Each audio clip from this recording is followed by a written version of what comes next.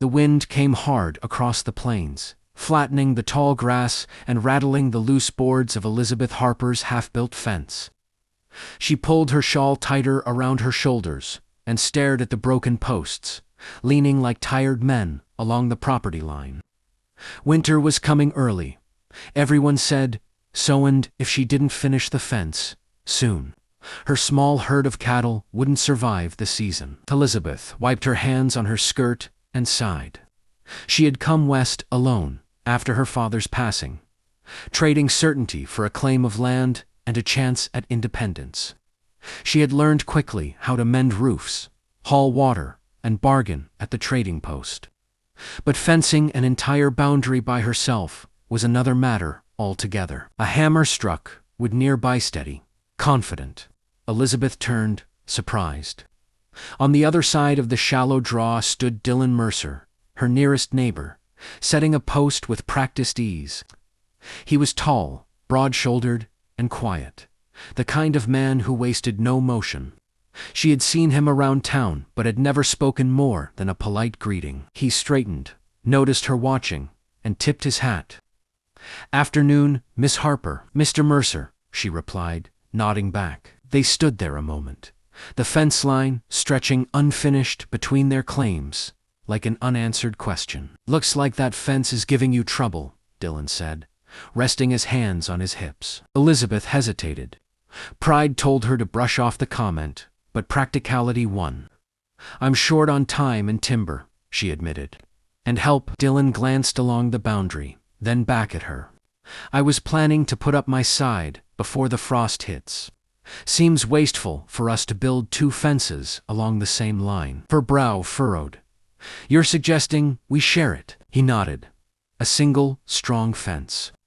We split the work, split the cost. Keeps both our stocks safe." Elizabeth considered the offer. She had learned to be cautious, especially with agreements made on open land, but his proposal made sense. More than that, there was something steady in his gaze that eased her doubts. "I'd agree," she said slowly, "on one condition." Dylan raised an eyebrow. "Which is, we draw up terms, clear ones. No misunderstandings." Later, a small smile tugged at the corner of his mouth. "Fair enough." They met later that afternoon at her kitchen table, the smell of fresh bread filling the small cabin. Elizabeth laid out paper and ink, and together they drafted what Dylan jokingly called a fence pact. They agreed on materials, labor days, and maintenance. When they finished, Dylan signed his name with a firm hand. Elizabeth followed, her script neat and deliberate. As he stood to leave, Dylan paused. "We'll start tomorrow, if that suits you." "Yes," she said. "Tomorrow." The next days fell into an easy rhythm. They worked side by side, driving posts into frozen earth, stretching wire until their hands ached. Dylan brought extra tools. Elizabeth shared meals and hot coffee. Conversation came slowly at first, weather, Cattletown gossip, but soon drifted to stories of why they'd come west at all. Elizabeth learned that Dylan had lost his family young and had been carving out a life on his own ever since. Dylan learned that Elizabeth had once dreamed of teaching school, but had chosen land instead, believing it would offer her a future she could shape herself. By the time the fence stood solid and straight, something else had taken shape. To an unspoken understanding, built plank by plank. As Dylan leaned against the finished post, he looked at Elizabeth thoughtfully. Funny how a fence meant to mark a boundary can do the opposite. She met his gaze, feeling warmth rise despite the cold air. "Maybe it depends on how it's built." The wind swept across the plains again, but this time, Elizabeth didn't feel quite so alone. The fence held firm against the first hard frost, its posts standing straight like sentinels along the line that once divided Elizabeth Harper's land from Dylan Mercer's. With the work finished, Elizabeth expected life to return to its usual quiet rhythm. Instead, Dylan seemed woven into her days as naturally as the sunrise. It began with small things. One morning, Elizabeth found fresh firewood stacked neatly beside her cabin door. No note, no explanation. She knew exactly who had left it. Later that week, she returned from the creek to find Dylan repairing a loose hinge on her barn. "You don't have to keep fixing things for me," she said, trying to sound firm and failing. Dylan wiped his hands on his trousers. "Didn't say I had to. Just seemed like it needed doing." She studied him a moment, then smiled. "Then at least stay for supper." They sat at her small table, steam rising from a pot of stew. Conversation flowed easier now, no longer careful or restrained. Dylan spoke of the long cattle drives he'd worked before, claiming his land. Elizabeth told him about her mother's garden back east, and how she missed the sound of laughter filling a house. "You ever regret it?" Dylan asked. "Coming out here alone?" Elizabeth thought before answering. "Some days, when the wind won't stop howling, or the nights stretch too long. But most days, no. This land, it makes you honest. You can't pretend out here." Dylan nodded slowly. "That's why I stayed." As the weeks passed, survival became a shared effort. When Elizabeth's well pump froze, Dylan helped her thaw it before dawn. When one of Dylan's calves fell ill, Elizabeth spent hours tending it with remedies she'd learned from her father. Each act of help felt less like obligation and more like instinct. Still, there were moments of tension and spoken fears neither dared voice. Elizabeth worried about dependence, about losing the independence she'd fought so hard to claim. Dylan worried about overstepping, about asking for more than a neighborly partnership. Those worries surfaced one afternoon when a blizzard rolled in without warning. Elizabeth had been repairing a torn saddle strap when the wind began to scream. Snow followed fast and thick. By the time she reached the barn, visibility had vanished. Panic flared in her chest. A strong hand caught her arm. "Easy," Dylan's voice said close to her ear. "I've got you." He guided her inside the barn, bolting the doors against the storm. Snow hammered the walls, the sound fierce and relentless. "We may be stuck a while," Dylan said. Elizabeth nodded, her heart still racing. "I'm glad you were here." They sat on overturned crates, wrapped in blankets, the lantern casting warm light over cold shadows. Silence stretched heavier than before. "This season's been harder than I expected," Elizabeth admitted quietly. "Some nights I lie awake wondering if I made a mistake." Dylan looked at her, really looked at her. "You didn't." "How can you be sure?" "Because you're still standing," he said. "And because you didn't give up when it got hard. Most folks do." The storm raged for hours. When it finally passed, the world outside lay buried and still. Dylan opened the barn door, cold air rushing in. "We'll need to check the fence," he said. They walked the line together, snow crunching beneath their boots. The fence held just as they had hoped. Elizabeth stopped, resting her hand on one of the posts. "That fence, it's more than wood and wire now, isn't it?" Dylan met her gaze, something unguarded in his eyes.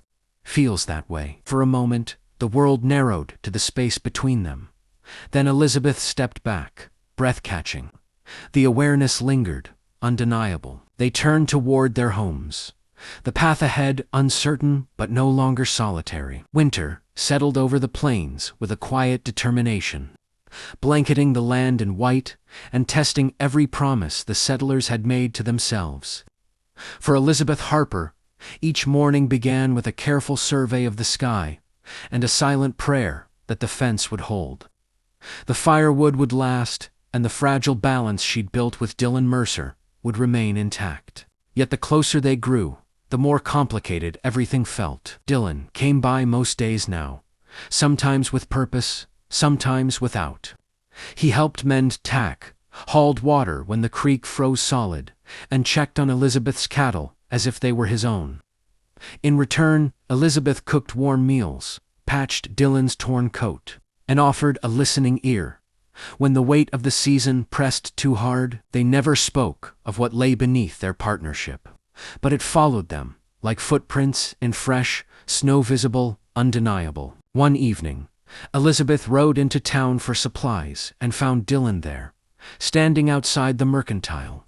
He looked uncomfortable, shifting his weight. "Everything all right?" she asked. "Depends on who's asking," he replied. Inside, The store buzzed with talk of shortages and rumors of families heading back east. As Elizabeth paid for flour, she overheard a woman whisper that Harper girls relying an awful lot on Mercer won't end well. Elizabeth's face burned, but she said nothing. She carried the words with her all the way home, letting them settle like ice in her chest. The next day, Dylan arrived as usual, but Elizabeth was distant. "You all right?" he asked. "I don't need help today," she said sharply. Dylan frowned.